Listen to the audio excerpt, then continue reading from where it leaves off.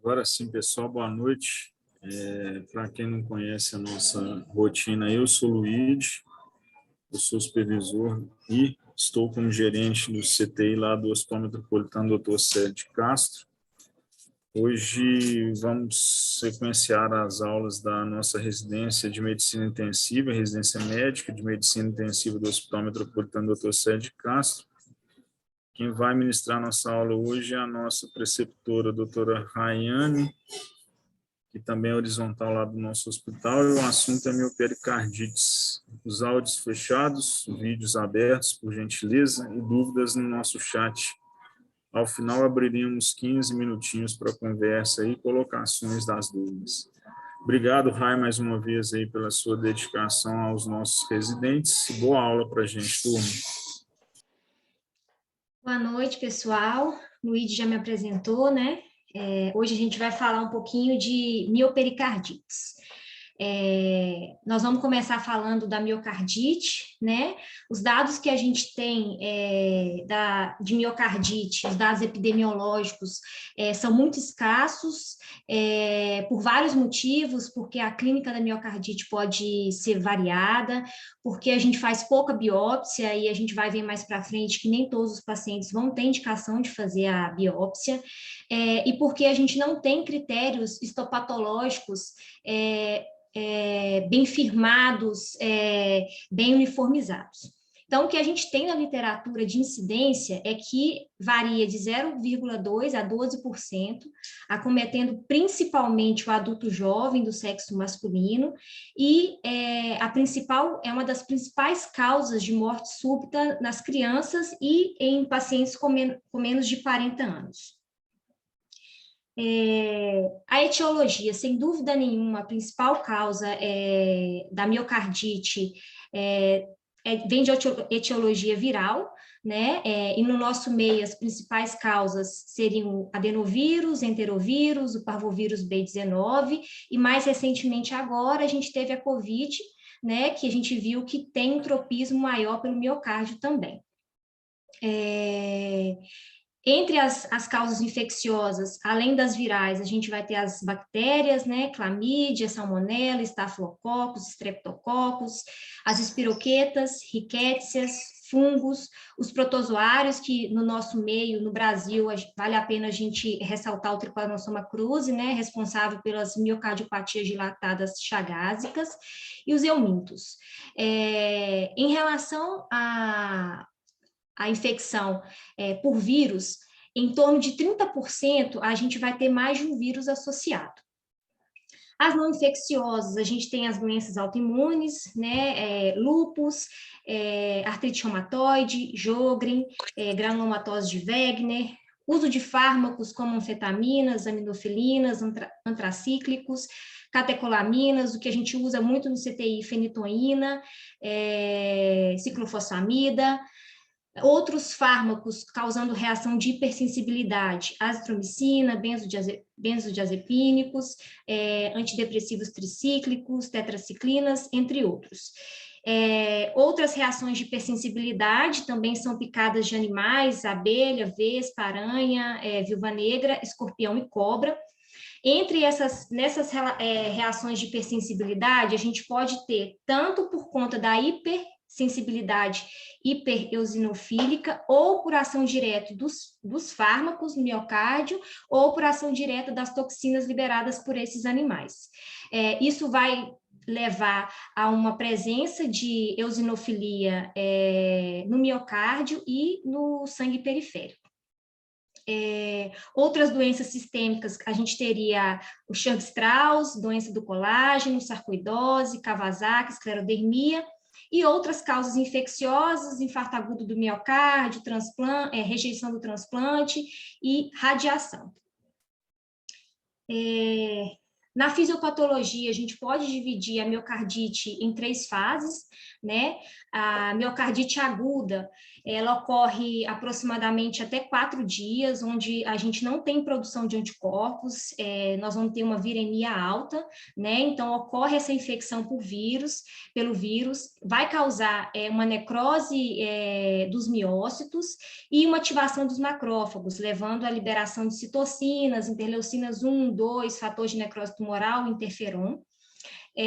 No segundo momento, na miocardite subaguda, a gente tem uma produção dos anticorpos, né, e um descenso um clareamento nessa viremia, né, seja por ação direta ou indireta, viral, a gente vai ter uma liberação de miosina na corrente sanguínea, e isso vai fazer com que surja anticorpos antimiosina, né? Além do que, vai haver uma ativação também de linfócitos T e B que vão perpetuar esse processo inflamatório. Passando desses 14 dias, a gente entra na fase crônica, né? Que a deposição de colágeno vai fazer com que haja uma dilatação, uma disfunção do miocárdio e, por vezes, uma insuficiência cardíaca. Essa fase crônica pode durar até 90 dias. O diagnóstico.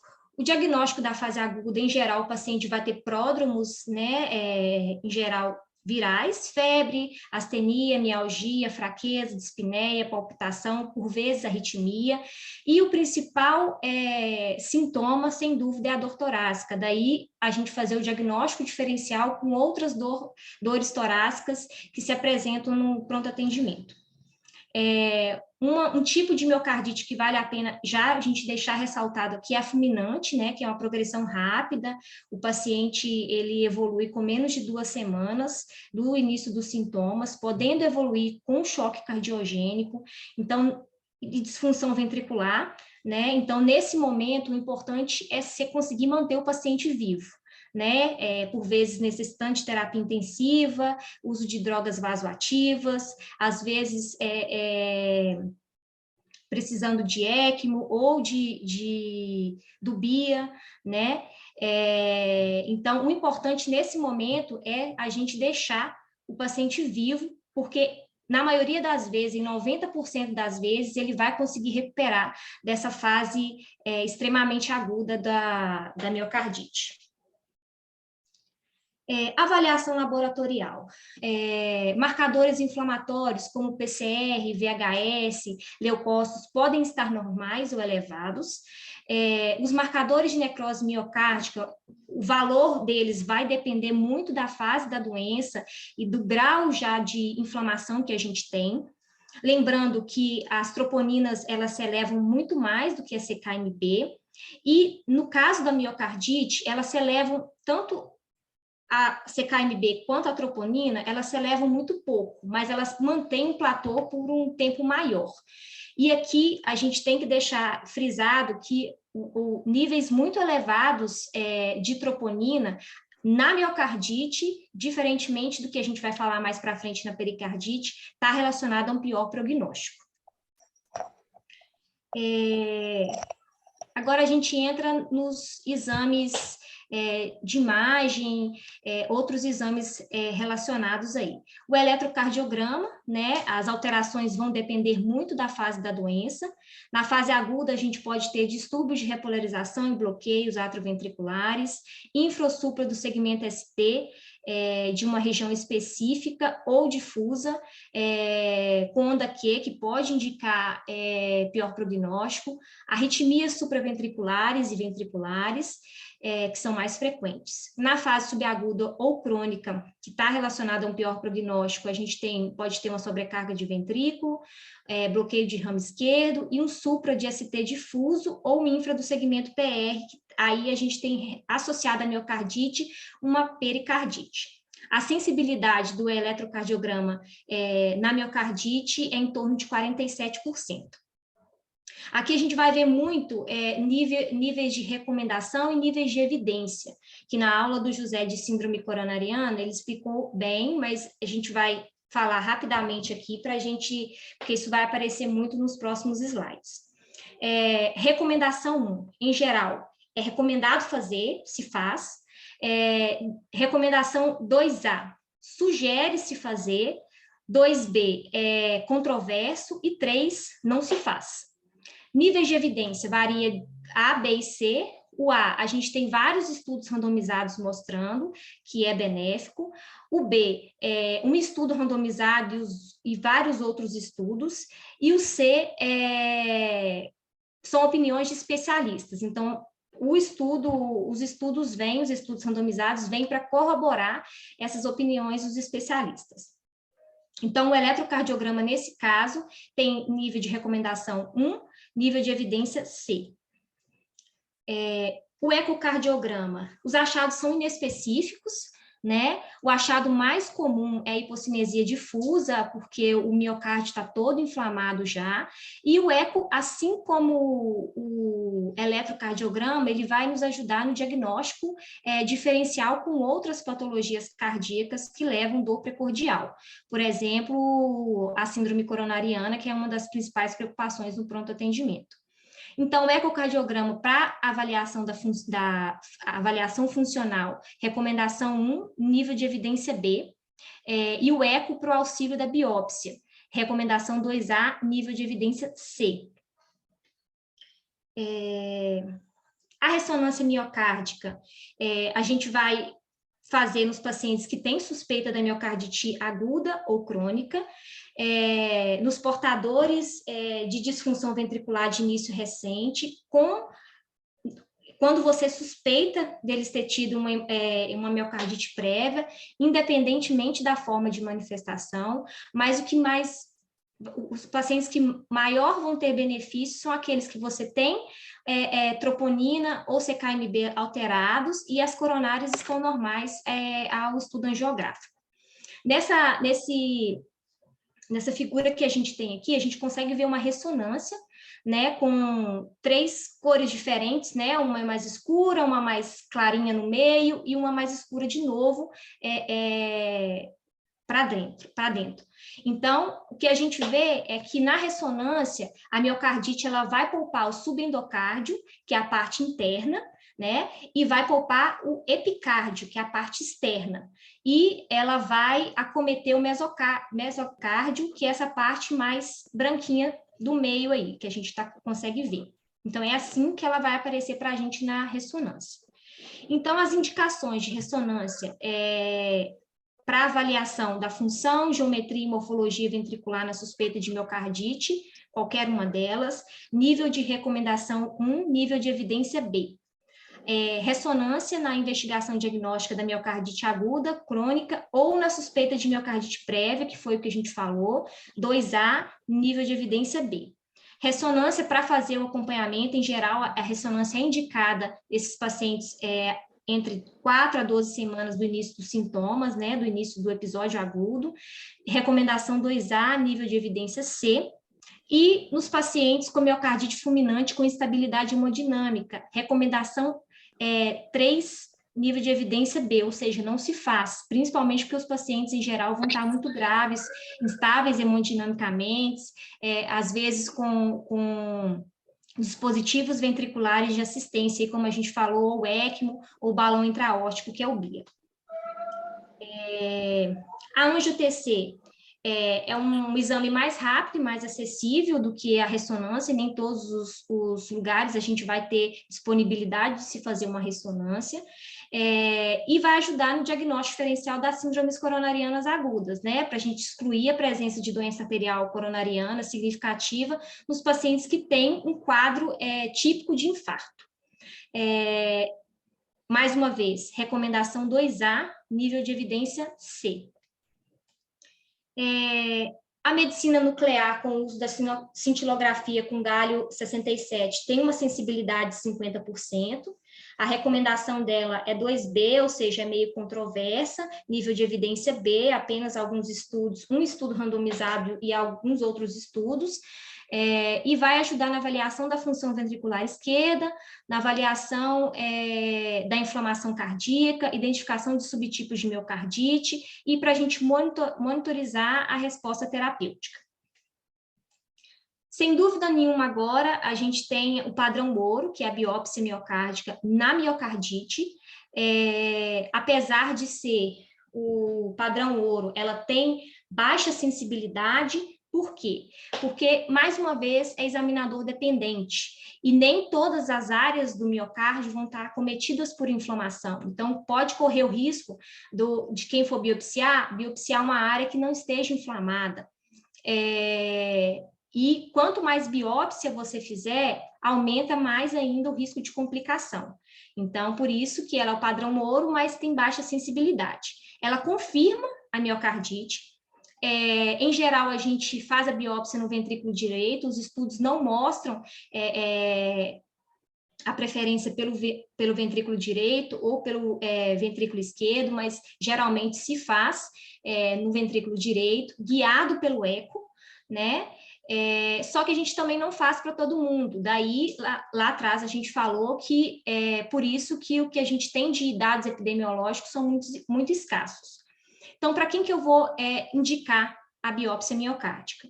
Para pacientes com insuficiência cardíaca, com início recente, ou seja, menos de 2 semanas, que você não tem causa definida, que não respondeu ao tratamento usual e que piorou hemodinamicamente. Recomendação 1, ou seja, FAS, nível de evidência B.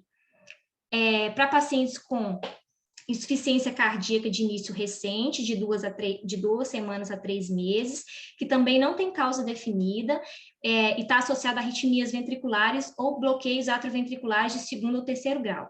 Recomendação 1, nível de evidência B também. Insuficiência cardíaca com início maior que 3 meses, menor que 12 meses, que também não tem causa definida e que não respondeu à terapia padrão utilizada. Recomendação 2A, nível de evidência C. Insuficiência cardíaca decorrente da cardiomiopatia dilatada de qualquer duração, com suspeita de reação alérgica e ou eosinofilia. Recomendação 2A, nível de evidência C.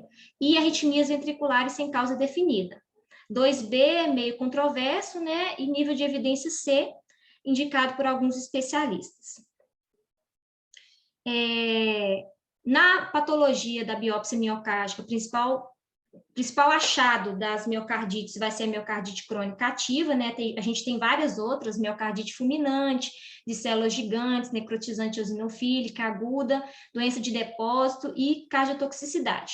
Mas, por hora, a gente precisa entender que o principal achado entre todas as miocardites que a gente tem na patologia é a crônica ativa, principalmente no adulto.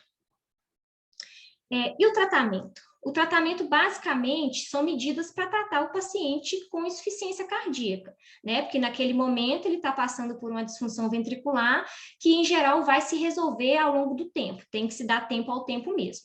Então, quais são as recomendações? A ingestão baixa de sódio, de 2 a 3 gramas por dia, restrição hídrica de 1 litro a 1,5 litro, vigilância do peso, né, evitando tanto o emagrecimento excessivo quanto a obesidade, vacinação sim, mas fora do período ativo da doença, ou seja, fora da fase aguda da doença. Exercícios durante ou até 6 meses após a fase aguda é nível de recomendação 3, ou seja, não se faz. Então, em geral, eles pedem repouso nesses pacientes com miocardite até por volta de 6 meses, e quando se libera esses pacientes, sugere-se fazer um teste ergométrico para avaliar a função desse coração, antes de liberar para o exercício. Uso de inflamatórios não hormonais, no caso da miocardite, não faz muito sentido, não se usa. E o tabagismo e o etilismo também é preconizado evitar. O suporte terapêutico com medicação, da mesma forma como as outras medidas, visam o tratamento da insuficiência cardíaca, né, através do uso de ECA ou BRA em todos os pacientes, até a resolução até o retorno da função ventricular, o uso de beta-bloqueadores, também até o retorno da função ventricular, e o uso de anticoagulante orais nos pacientes que têm FA paroxística ou permanente.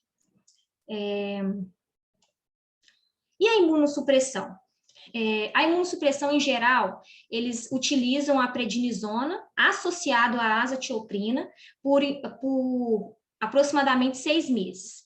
a prednisona numa dose alta, de 1 miligrama por quilo por dia, que você vai reduzindo ao longo de semanas, e a azatioprina, que você já começa com a dose de 2 miligramas por quilo por dia. O uso desses imunossupressores, eles visam suprimir a resposta inflamatória e atividade autoimune, melhorando clinicamente e trazendo uma melhora também da função ventricular, reduzindo a mortalidade. Mas eu vou fazer para todo mundo? Não. Você vai fazer para aquele paciente que você tem uma comprovação de inflamação na biópsia endomiocárdica, mas que você excluiu a presença de vírus ali, né? Então, a gente não vai fazer para todos os pacientes. A gente tem esse fluxograma aqui que mostra bem. Fez a biópsia endomiocárdica, mandou para análise e histoquímica com pesquisa viral, não tem inflamação, você vai para a terapêutica convencional com tratamento da insuficiência cardíaca propriamente dita. Tem inflamação positiva? Não tenho vírus? Eu vou para a imunossupressão. Eu tenho vírus? Eu vou primeiro tratar com imunoglobulina ou com interferon. Vários estudos mostraram, inclusive, que o uso de imunossupressores não mostraram benefício maior do que tratar a insuficiência cardíaca propriamente dita. Os antivirais, como a gente falou, eles atuam eliminando o vírus, impedindo a replicação. O que a gente tem é o interferon e a imunoglobulina intravenosa, e, mais uma vez, eles vão ser indicados para os pacientes que têm miocardite viral comprovada a biópsia endomiocárdica. A imunomodulação, né, visa reduzir a agressão inflamatória e autoimune, só que tanto o uso de antivirais quanto a imunomodulação, o N de pacientes nos estudos são muito pequenos. Então, não é preconizado para todo mundo, a gente não tem um respaldo para poder usar para quem quiser. A mais usada é a pentoxifilina, né? Geralmente é indicada na cardiomiopatia dilatada com IC crônica e na cardiomiopatia periparto, numa dose de 1.200 a 1.400 miligramas dia por 6 meses, onde você vê uma melhora da classe funcional e uma melhora da função ventricular. Mas a recomendação é 2B, ou seja, controversa, e quase nada de estudo a gente tem para comprovar o uso disso. Voltando lá, quando a gente falou do diagnóstico, a gente volta um pouquinho na miocardite fulminante, né? Que ela acontece quando você tem uma persistência de uma viremia alta nos indivíduos suscetíveis, mais uma persistência da ativação dos linfócitos T, que vão perpetuando a inflamação, e a formação de anticorpos, que vão levar à agressão e à destruição dos miócitos. É um quadro, então, agudo, progressivo, e a grande maioria dos pacientes que fazem a miocardite fulminante, quando tem, já estão em classe funcional 2 a 4. A letalidade é muito alta, mas como a gente falou lá atrás também, se você conseguir manter o paciente vivo, seja com aminas vasopressoras, seja com dispositivos ventriculares, o prognóstico é bom, porque a recuperação ela acontece em torno de 90%.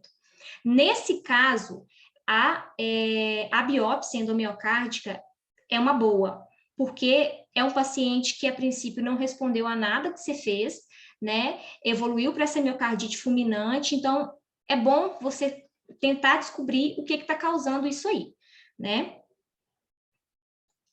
E o prognóstico desses pacientes?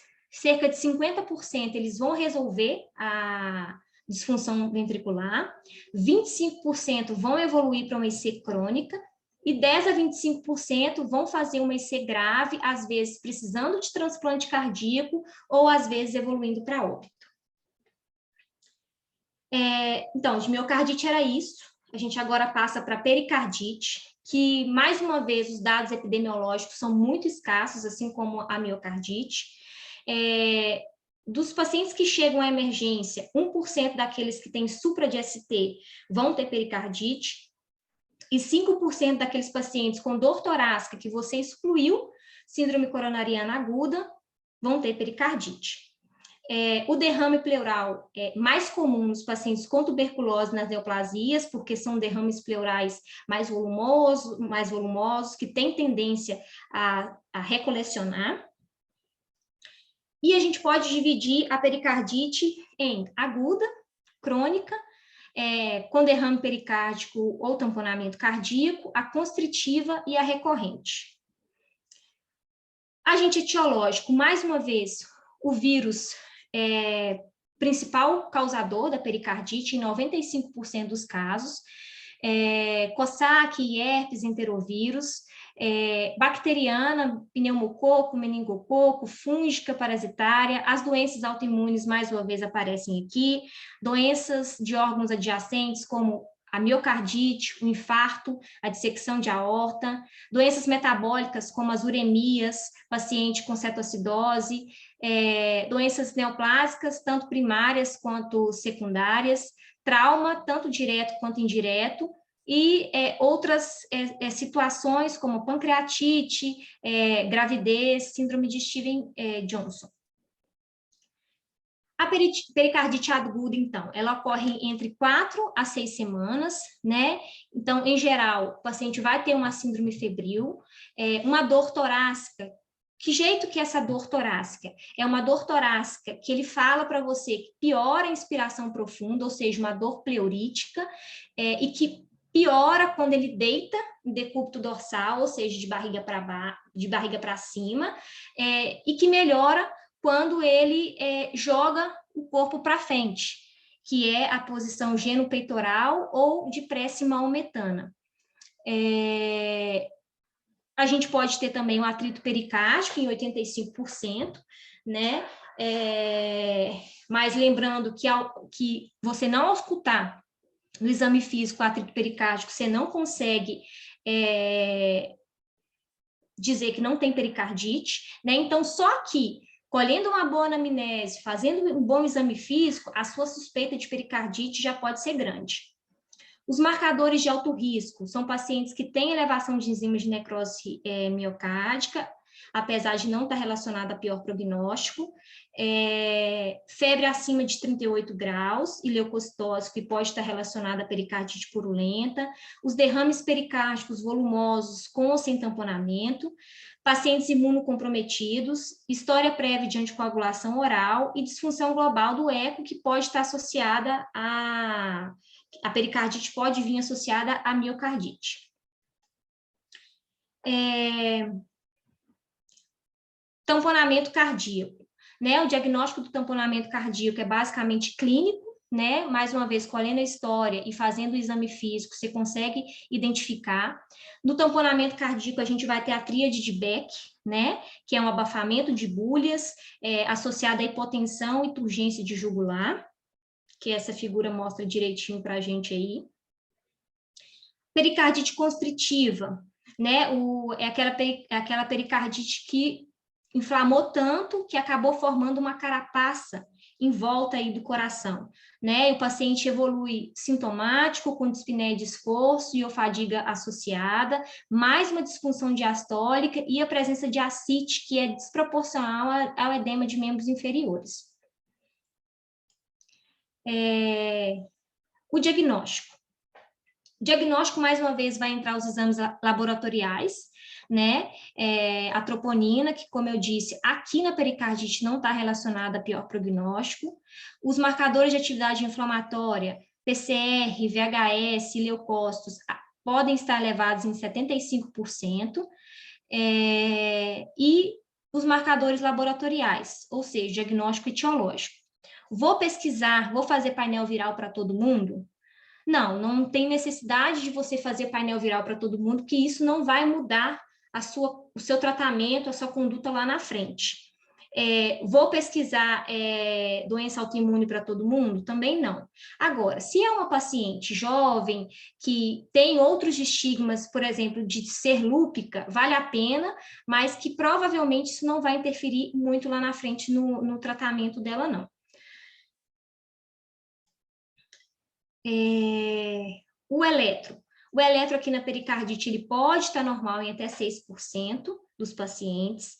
Mais uma vez, ele é vai ajudar no diagnóstico diferencial, principalmente do infarto agudo do miocárdio, outros distúrbios de repolarização, embolia pulmonar.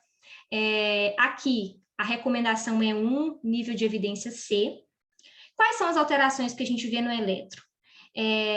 As principais alterações que a gente vai conseguir ver no eletro é um infra do intervalo PR com um supra de ST que não respeita a parede. Diferentemente do infarto, que você consegue localizar a parede que está sendo acometida, na pericardite não. Ela pega várias paredes e você não consegue entender o que real que está acontecendo ali. E esse eletro a gente pode dividir em 4 estágios, né?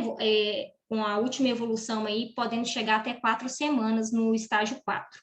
O estágio 1, então, é o clássico, infra do intervalo PR, com supra do segmento ST.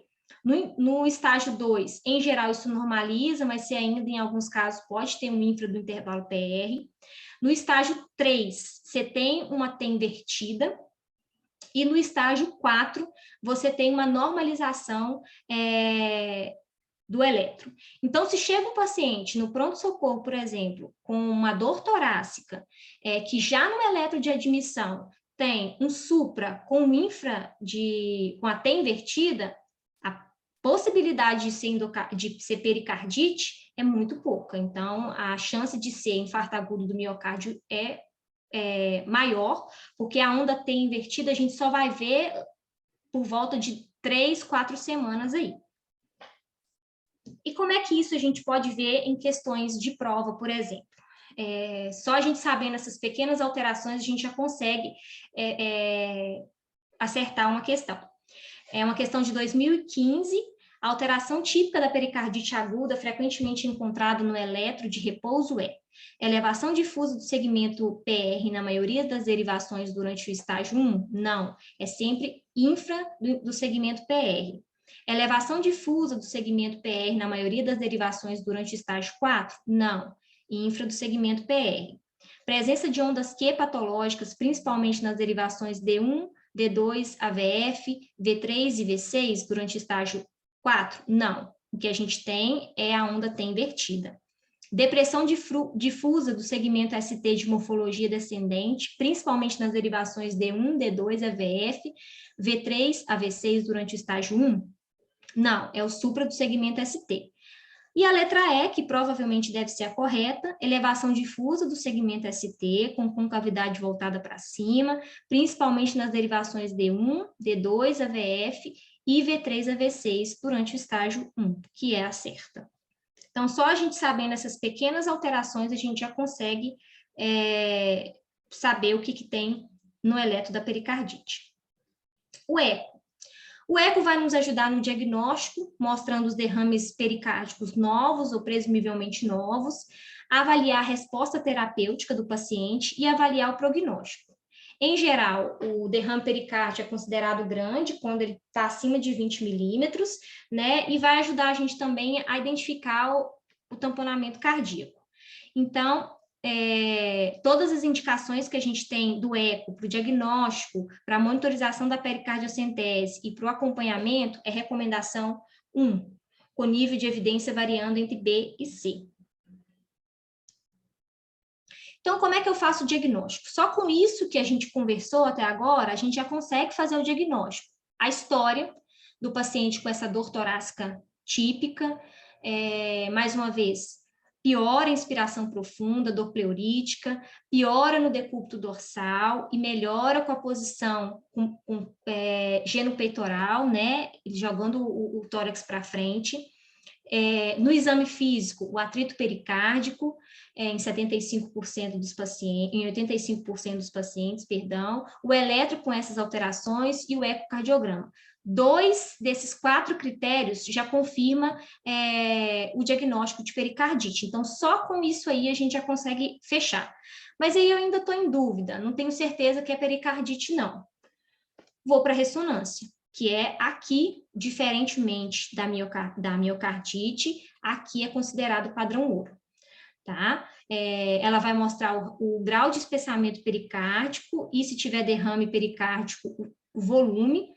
identificar os sinais sugestivos de injúria inflamatória miopericárdica. Então, todas as indicações que a gente tem, nível de recomendação 2A. Sugere-se fazer pericardite aguda, apresentação aguda, tipo infarto associado a quadro viral agudo ou subagudo, com menos de 3 meses, pericardite crônica com mais de 3 meses, e a constritiva com ou sem calcificação pericárdicca associada. Não tenho esses outros exames, eu só tenho o eletro e tenho só o exame físico e a história do paciente. Posso lançar a mão de outros exames, né? O raio-x, nesse caso, que na maioria das vezes eles vão estar normais. A cardiomegalia, ele só vai aparecer quando você tem mais aproximadamente 200 ml de fluido dentro do saco pericárdico, e a calcificação, que é principalmente na pericardite constritiva, que aqui nesse raio-x a gente consegue ver nessas setas a calcificação. Tomografia. A tomografia, a indicação dela, basicamente, é a mesma indicação da TC, com exceção da pericardite constritiva sem suspeita de calcificação, que é o nível 2, recomendação 2B, ou seja, é meio controverso. E, em geral, você lança a mão dessa tomografia quando você não tem a ressonância, que você também consegue ver sinais de pericardite. Nesse caso aqui, a gente tem também uma pericardite constritiva, com esse halo aí mais esbranquiçado em volta do coração. A medicina nuclear, né, com a cintilografia, mais uma vez, vai estar indicada no diagnóstico diferencial em pacientes com dor torácica, que tem alteração no eletro, mas que não curvou enzimas, na ausência de ressonância, ou nos pacientes que têm contraindicação à ressonância.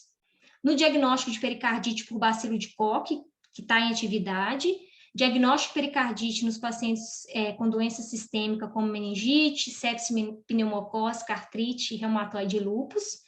No acompanhamento dos pacientes com pericardite induzida por quimioterápicos ou radioterapia, e na suspeita clínica de pericardite, onde você não conseguiu fazer uma definição diagnóstica, mesmo depois de ter feito o eco e mesmo depois de ter feito a ressonância.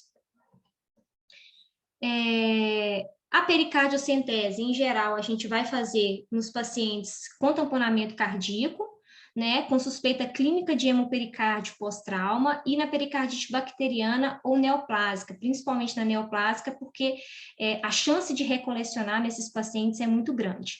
Então, eu coloquei essa imagem para a gente mais ou menos entender como é que funciona. A técnica é chamada de técnica de Marfan, porque foi Marfan que descreveu ela em 1911. É uma punção subestifoidiana em direção ao ombro esquerdo, né? E, por vezes, a gente pode fazer a mesma técnica de Seldinger, que a gente faz a introdução do fio guia com a colocação do catéter de duplo lumen, principalmente naqueles pacientes que têm risco de recolecionar o derrame, né? Como eu falei, os pacientes com neoplasia. A biópsia pericárdica, aqui, diferente da miocardite, de longe não é considerado padrão ouro, né? A gente só vai fazer para os pacientes que têm uma pericardite persistente, refratária ao tratamento clínico e que você não conseguiu fazer o diagnóstico definitivo. E o tratamento desses pacientes? A droga principal indicada são os anti-inflamatórios não esteroidais, né? Preferencialmente mais seguro o ibuprofeno, uma dose maior, de 600 miligramas de 8 em 8 horas, ou o AS, mas aqui o AS não como antiagregante plaquetário, mas sim como anti-inflamatório, na dose também alta, de 500 miligramas de 6 em 6, ou 750 miligramas de 8 em 8, por 2 semanas, com essa dose cheia. E aí, a partir da segunda semana, você vai começando a reduzir até durar um mês. né? É importante frisar que essa redução tem que ser lenta e tem que ser progressiva para evitar recidiva. É de bom tom, já que o paciente vai usar esses anti-inflamatórios por um tempo prolongado, numa dose muito alta, você associar um inibidor da bomba de prótons, ou o omeprazol ou o pantoprazol. Alguns estudos mostram que a associação da colchicina está relacionada à redução dos sintomas e à redução da recorrência dos sintomas. Então, em geral, a gente associa um anti-inflamatório à colchicina na dose de 0,5 de 12 em 12 nos pacientes com mais de 70 quilos e 0,5 uma vez ao dia em pacientes com menos de 70 quilos. Por 3 meses naqueles pacientes que você fez o diagnóstico inicial de pericardite, ou por 6 meses, quando você tem uma recidiva dessa pericardite. O principal efeito colateral da colchicina é a diarreia, mas mesmo assim é muito pouco, 8%. Com menor frequência, a gente tem a hepatotoxicidade, miotoxicidade, supressão de medula óssea. Então, a gente evita usar nos pacientes com insuficiência renal severa, disfunção hepática, discrasia e distúrbio da motilidade gastrointestinal. E a imunossupressão na pericardite? Uso de corticoide. Vários estudos mostram que a chance de recorrer é 4 vezes maior do que quando você usa anti-inflamatório com a colchicina. Então, nunca deve ser a sua primeira escolha. A gente só vai usar quando você tem uma ausência de resposta ao AINE e à colchicina, ou quando você tem uma pericardite secundária à doença autoimune, que você já provavelmente vai precisar de usar um corticoide, doença do tecido conectivo ou a pericardite urêmica. A dose é de 1 miligrama por quilo, né, por 2 a 4 semanas, e para, mais uma vez, se evitar o fenômeno de recorrência, eles orientam utilizar a colchicina na dose de 1 miligrama por dia. Como na miocardite, os antivirais aqui também têm estudos muito escassos que permitem a gente fazer com segurança isso de forma rotineira.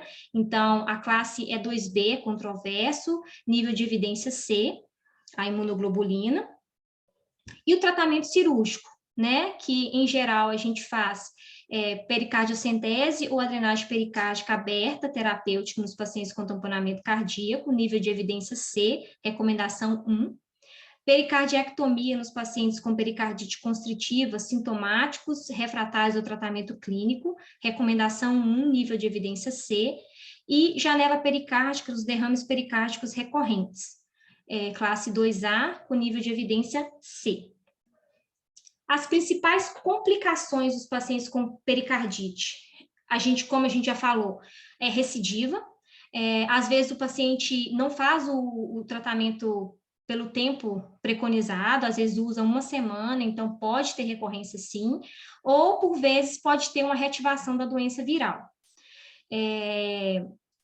Tamponamento cardíaco, que é pouco comum na pericardite, né? A gente vai ver mais comumente nos pacientes com tuberculose, neoplasia, porque os derrames pleurais são grandes e a chance de recolecionar existe, ou nas miocardites purulentas. E a pericardite constritiva, né? Que, como a gente falou lá atrás, a inflamação, às vezes, ela perpetua por um tempo tão grande que vai formar uma carapaça ali em volta, levando essa pericardite constritiva. Então, as minhas referências foram essas. Era isso que eu tinha para falar. Muito bom, Rai.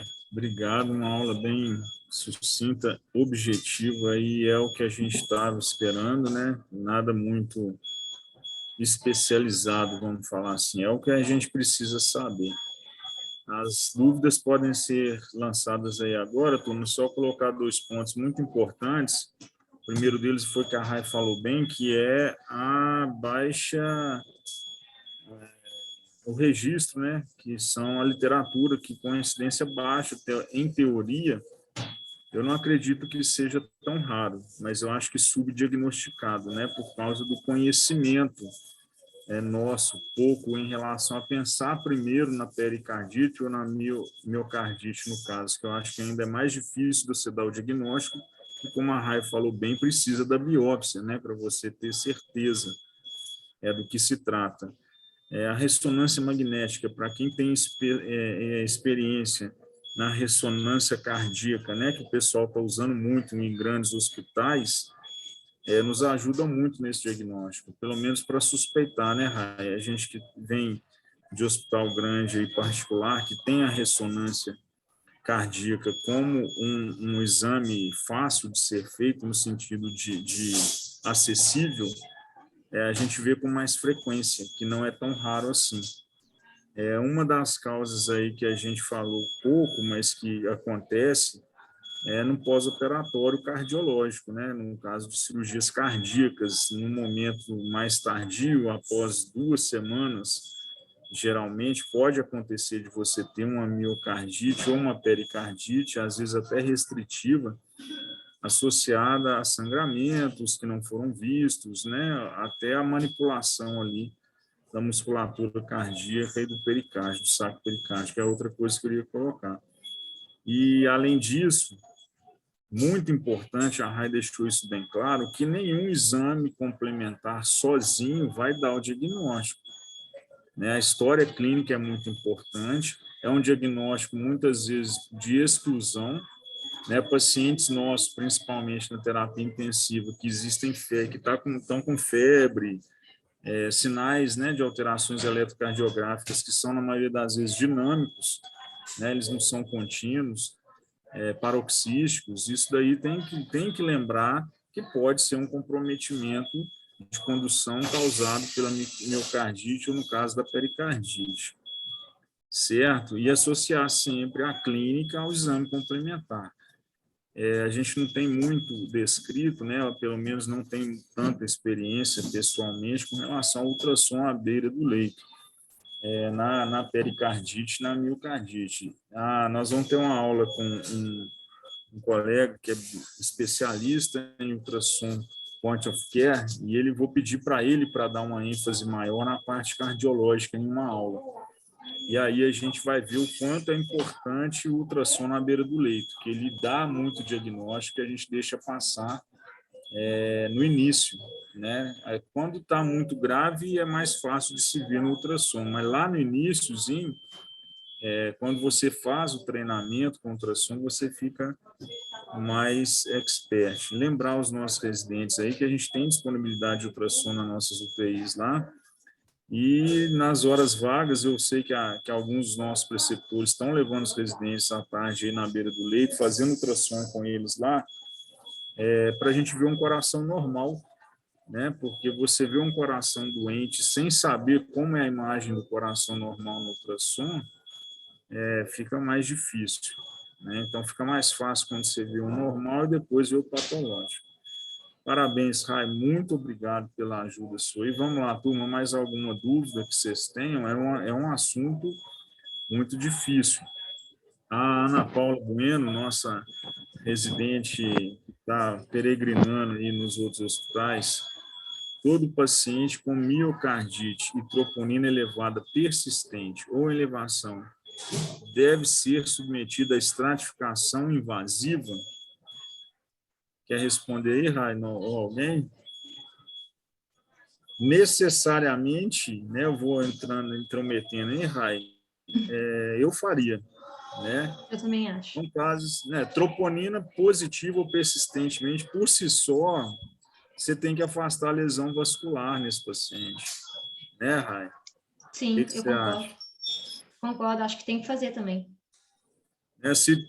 Na verdade, Ana, qualquer paciente que tem uma suspeita de lesão cardiológica com alteração de troponina e é um quadro que você acredita ser agudo, necessariamente ele tem que fazer um estudo coronariano, né, invasivo, vamos falar, um CAT, para afastar a lesão vascular, que aí sim é um dos diagnósticos diferenciais que a gente tem que fazer, Sim. ainda mais nos eletros que a Rai descreveu aí.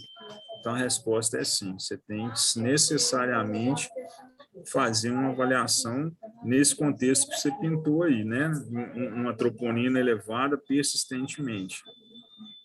Acho que é essa a resposta que você estava esperando. Provavelmente esse paciente lá no começo ele vai ser investigado já, né? Exatamente. Eles não vão apostar logo na miocardite, principalmente se for um paciente de alto risco, né? Então, lá no começo, no começo da investigação, provavelmente a estratificação invasiva vai entrar primeiro, para depois você pensar num quadro de miocardite, né? Pode fazer. Pode fazer. Exatamente. A outra dúvida que ela colocou aí, Rai, a biópsia é mandatória para iniciar prednisona e azatioprina na miocardite? Sim, a biópsia sim. Você precisa ter processo inflamatório, né? Você precisa ter documentação de que tem uma inflamação ali e que não é viral, né? Porque a grande maioria das miocardites vão ser por vírus, então você precisa ter certeza que o que está causando aquela miocardite não é vírus. E aí sim você vai fazer imunossupressão com azatioprina associada à prednisona por 6 meses. É perfeito. E ainda mais a azatioprina, né, Rai? Porque a gente vê na prática que você pensou em uma miocardite, muitos colegas, muitos serviços começam a prednisona, mas seguram a azatioprina. Sim. Não é isso? Então, porque a prednisona Exatamente. vai fazer menos mal do que a azatioprina. E a dose da prednisona é uma dose baixa, né? Já é uma dose alta, já 1 miligrama por quilo. Então, assim, você tem que ter certeza do que você está tratando ali para não correr o risco. Perfeito. Então, sim, tem que dar o diagnóstico para você entrar com imunossupressor nesse grau, ainda mais que o tratamento é prolongado. Em algum 6 momento, meses. você vai ter que fazer essa biópsia aí, preferencialmente no momento para dar o diagnóstico, né, lá no início. Até não adianta começar e fazer isso depois, que pode prejudicar, inclusive, o exame. Exato. Algo mais, turminha? 8 horas e 55 minutos. Nós temos mais 5 minutos aí para apertar. Não, né? Todo mundo cansado, todo mundo em casa. Eu estou vendo as carinhas aí, os que estão abertos aí, só eu estou trabalhando. Esse povo está muito à toa, né, Rai? Brincadeira. Os preceptores mesmo estão tudo em casa. Rai, vamos para o finalzinho, então. Agradecer você mais uma vez. Reforço a todos aí que amanhã teremos, excepcionalmente, mais uma aula às 20 horas. Vai ser sobre parada cardiorrespiratória e cuidados pós-parada. Dr. Fábio Bordim que vai falar para a gente, nesse mesmo horário, de 8 às 9 horas. Espero que estejam todos bem para assistir nossa aula. Rai, mais uma vez, obrigado. Imagina, Boa noite chefe. para vocês todos aí. Nos encontramos amanhã lá no hospital. Tá bom. Tchau, boa noite. Valeu, Rai, parabéns. Tchau, obrigada.